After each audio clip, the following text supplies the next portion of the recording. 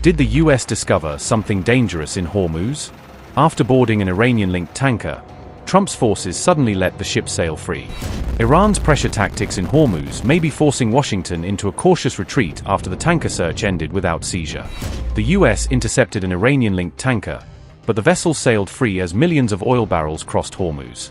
From drones to sea mines, Iran's tactics are creating fresh headaches for the US Navy inside Hormuz. As Iran tightens its grip around Hormuz, America's Gulf allies are growing increasingly nervous over regional shipping risks. Tensions flared in Gulf waters after the US intercepted an Iran-linked commercial oil tanker on May 20th. US Central Command said American troops boarded Iran's MT Celestial Sea inside the Gulf of Oman. Washington suspected the vessel violated an American blockade tied to the ongoing Iran conflict. US forces searched the tanker before ordering the crew to change the ship's course. After the inspection, the vessel was released and allowed to continue toward an Iranian port. American officials still have not explained what triggered the interception or where the cargo was seized. The incident highlights growing fears over commercial shipping safety across the increasingly volatile Gulf region. Meanwhile, supertankers slowly resumed movement through the Strait of Hormuz after weeks of severe disruption. Shipping data showed 3 tankers crossed the strait carrying nearly 6 million barrels of crude oil.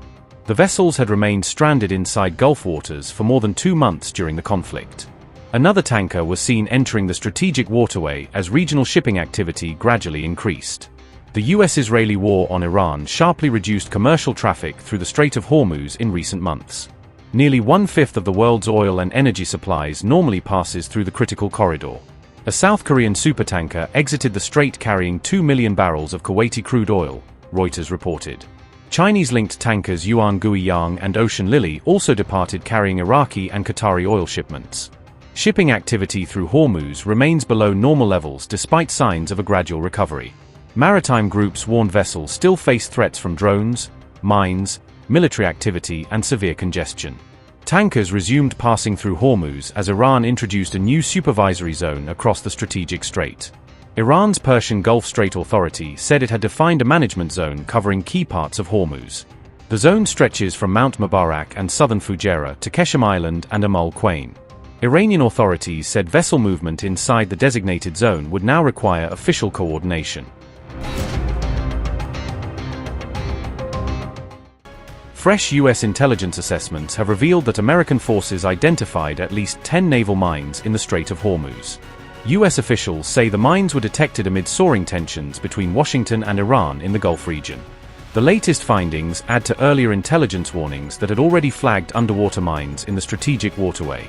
American officials had previously estimated that Iran deployed at least a dozen naval mines across the region.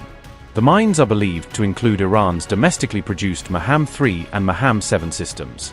Officials say the Maham-3 mine is designed to detect nearby vessels using magnetic and acoustic sensors before striking targets. Meanwhile, the Maham-7 is a seabed sticking mine capable of targeting medium-sized ships and submarines. However, US officials have not confirmed which specific mine types were identified in the latest assessment. The US military has now begun redirecting commercial vessels away from routes considered vulnerable to Iranian mines. Washington has also warned that using the normal shipping corridor through Hormuz could now be extremely hazardous. The Pentagon has further accused Iran of laying fresh naval mines in the strait earlier this year. The Strait of Hormuz remains one of the world's most critical energy choke points. Before tensions escalated, nearly 20% of global oil supplies passed through the narrow waterway every day. The worsening security situation has already pushed fuel prices sharply higher across international markets. The developments come even as Donald Trump recently paused planned military strikes on Iran. Trump has also claimed that new negotiations are now underway to prevent a wider regional war. And now we're blowing it away. We're blowing everything away, and we're going to end that war very quickly. They want to make a deal so badly. They're tired of this. Should have happened for 47 years. Somebody should have done something about it, and it's going to happen, and it's going to happen fast, and you're going to see oil prices plummet. They're going to come down. There's so much oil out there. They're going to come plummeting down. But even with that, the stock market's at an all-time high. Jobless claims recently hit the lowest level since 1969, the best numbers since 1969, and more Americans are working today than at any time in the history of our country. Think of that. And we have a war. We have something happening that we just hit. It's very interesting. 2.5 months ago, we hit the best numbers that we've ever hit as a country. Jobs, the best. Everything was the best. Stock market, the highest. And I called my people in. I called them in. I said, congratulations, everybody, but we're going to have to make a little journey down to a place called Iran. We have to stop them. They have nuclear on their mind, and we're not going to let them have a nuclear weapon. And we've done a hell of a job, and I think we're going to be finished with that very quickly, and they won't have a nuclear weapon, and hopefully we're going to get it done in a very nice manner. Factory construction, as you heard today, also is up. Housing starts are up, and consumer spending is up. All things, we have an economy. People aren't seeing it yet.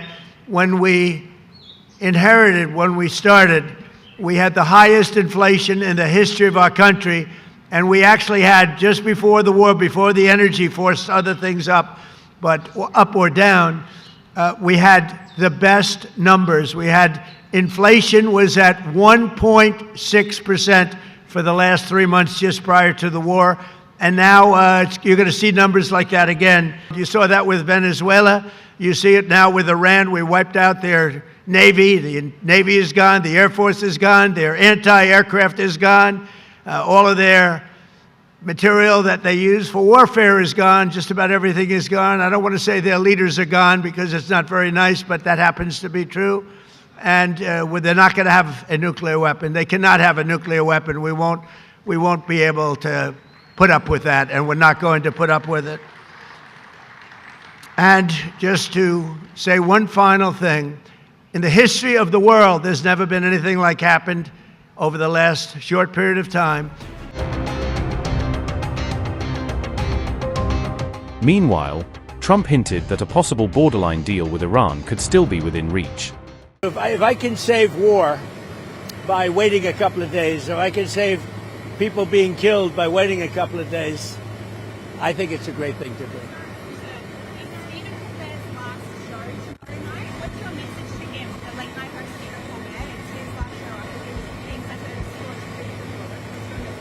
I'll have a message at a later date. Okay. Sir, on Iran, did the U.S. offer Iran oil sanctions relief during these talks, as Iranian media was reported? No, I haven't heard that, no. I'm not doing any relief until they sign an agreement. When they sign an agreement, we can get that place built up again and have something that's really a good country for the people. But no, we haven't offered anything.